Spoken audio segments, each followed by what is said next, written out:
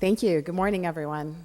I'm Jerry Campos Lopez. I'm with HCED Consulting based out of Clearwater, Florida. I focus on housing, community, and economic development, and I'm going to talk to you about the East Liberty neighborhood.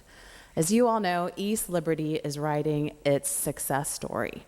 And East Liberty, from the early 20th century, was one of the wealthiest neighborhoods in the nation, home to some of the biggest names in Pittsburgh, storied past names like Mellon and Westinghouse, where you see some of the street names. All the way through the 1950s, it was a bustling marketplace, the third largest in Pennsylvania after Center City, Philadelphia, and downtown Pittsburgh, with over 1 million square feet of commercial. Here's a photo of East Liberty from the 1960s that you can see the very tight urban fabric. Fast forward to the late 60s with that suburbanization and migration out to the suburbs, as you've heard about. There was pretty much a disastrous urban renewal project in East Liberty that really took away the fabric, that historic urban fabric, as well as part of the social fabric of the neighborhood, which caused over a 50-year period half of its loss in population. So over that 50 years, the story of East Liberty has been one of a neighborhood in distress. As you can see from these statistics, it used to be over 12,000 residents. It's down to 5,800 from our 2010 census data. Out of those housing units, 86% were occupied, 78% of those rental, with a very old housing stock, 43% built prior to 1939, the median sales price of just under $80,000. It's been a diverse neighborhood, 67% African American, 25% white, with a range of older and younger folks. 24% are under 19, and 13% over 75 years of age, which is higher than the city of Pittsburgh overall. And with a median income of just below $25,000, 33% of your residents are living below the poverty level. However, over the last 20 years, there has been a concerted effort by the city, the East Liberty residents, and other organizations to reverse this trend. And through a lot of hard work, community planning, and some strategic interventions, East Liberty is experiencing a renaissance. So you have some great strengths that you're working on, especially given that it's become a desirable neighborhood for residents looking for a culturally diverse and central urban neighborhood. As was discussed before, East Liberty has great bones. It has great architecture, walkability, having some great positive neighborhood indicators, decreasing crime, increasing property values and population, some great amenities with a mix of national retailers and locally owned stores and restaurants. You are diverse, income and racially, and some great location near strong housing markets and cultural landmarks, and of course your access to transit. In addition, one of East Liberty's greatest strengths is its people, and specifically the organization of East Liberty Development, or ELDI. They are community-based, focused on community organizing and planning, and through those strategic interventions that they've made in conjunction with the city and a lot of its partners, have been reversing those trends and the effects of that neighborhood decline that happened through the 60s and the 80s, been reducing crime, improving property values, attracting new residents, and investments. They have implemented several successful strategies that are worth noting could be used in other neighborhoods, such as acquiring vacant lots block by block, constructing that scattered site, affordable housing that's blended into the neighborhood and that neighborhood character. Developing both affordable and market rate units, having a very intensive rental property management program, targeting those bad landlords and reducing those nuisance properties, and of course facilitating the commercial in the key nodes.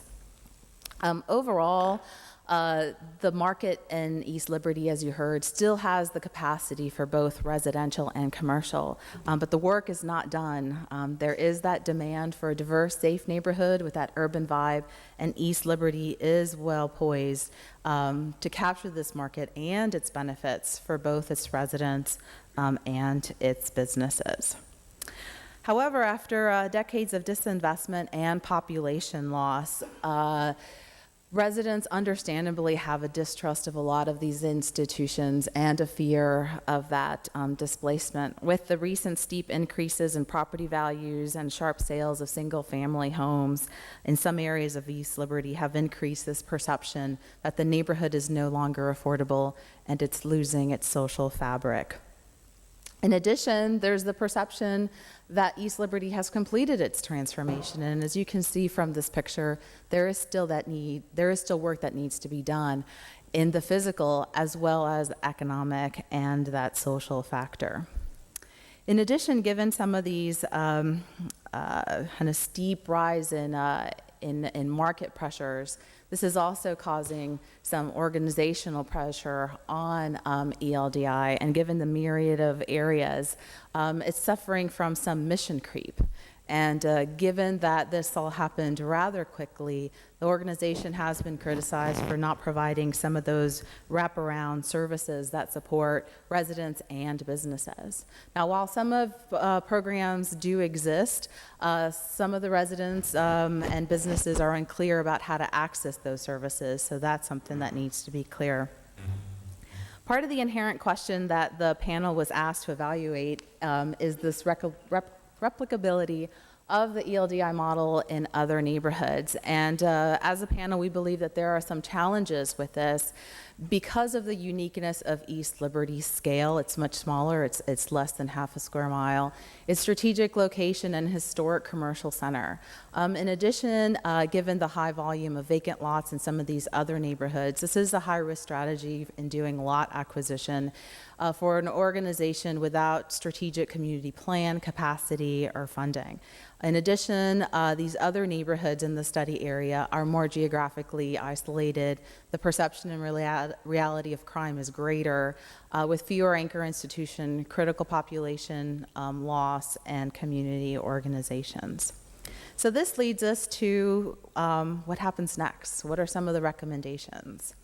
Our first major topic is to address this head on, is to address these resident and business fears of displacement. While ELDI and the city overall do need to do a better job of telling the story, you do need to focus on what that next step is, what you're going to do next, so that as you're going to help residents and businesses stay in the neighborhood.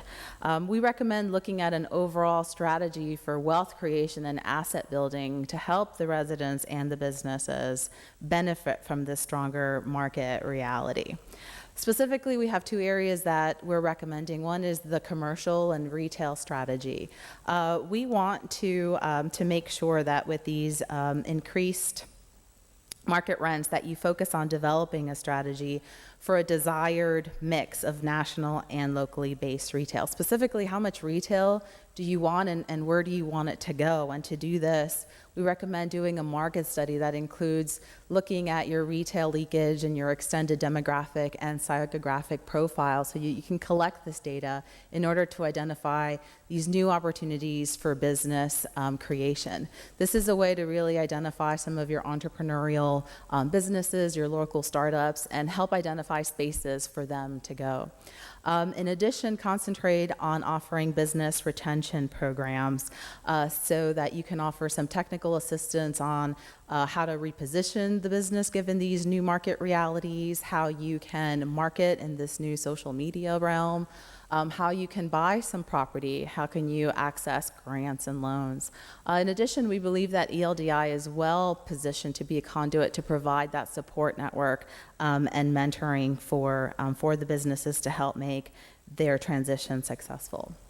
Alternatively, ELDI and some other organizations working with the city can take a more aggressive approach to provide subsidies for maintaining affordable rents in the business areas, providing that physical space, or even using a land trust to keep that property affordable. You could research other programs that provide those direct benefits to businesses, such as a facade program and restaurant build-out.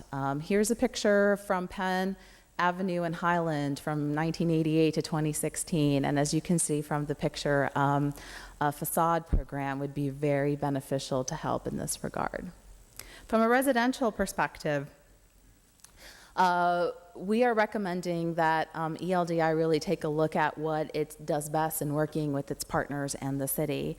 We do recommend that they wrap up the vacant land acquisition strategy, and with those remaining lots, focus on development of affordable single-family for-sale housing. We believe that the Circles program is a great idea for helping residents with this home ownership readiness. And this is definitely a way to create that wealth in the neighborhood. We also recommend a more aggressive strategy for a homeowner rehabilitation program using CDBG or other sources to assist specifically with health and safety related improvements such as your roof, weatherization, your HVAC system, electrical, and plumbing. In terms of the next big recommendation in looking at a stable organizations like ELDI is that as an organization, you really need to look at a stable recurring revenue source. And this is because as competition for these development fees from tax credit projects gets more intense and the opportunities for revenues from your land sales decline, ELDI needs a more stable recurring source. Just because you've had the success in the past is not an indicator that it's going to be successful in the future. So we recommend looking at a sustainability plan to be able to evaluate your core mission, align your project funding through 2020, and conduct some financial projections to ensure that the organization is sustainable and effective in the long term. You need to pay particular attention to your high-risk strategy of holding vacant property outside of East Liberty over the long term. Additionally, as you look at this evolution, ELDI should consider a formation of a business improvement district or a BID. These have been very successful in other areas, and this is a tax in the district to be able to fund projects, infrastructure maintenance, branding, programming and management. You can do clean and safe programs, marketing, capital improvements, things like streetscaping and wayfinding. And some examples of bids, one is the Adams Morgan neighborhood in DC, which is also a transitional neighborhood that's been very successful. Lastly, we believe that the ELDI has done this amazing job of community engagement and community planning, and they should focus on the implementation of your Community 2010 plan. However, you need to create a yearly work program or action program of how you're going to accomplish these projects and how these are going to be funded through 2020, given that that's your next 10-year time period, and begin planning for that Community 2020 plan.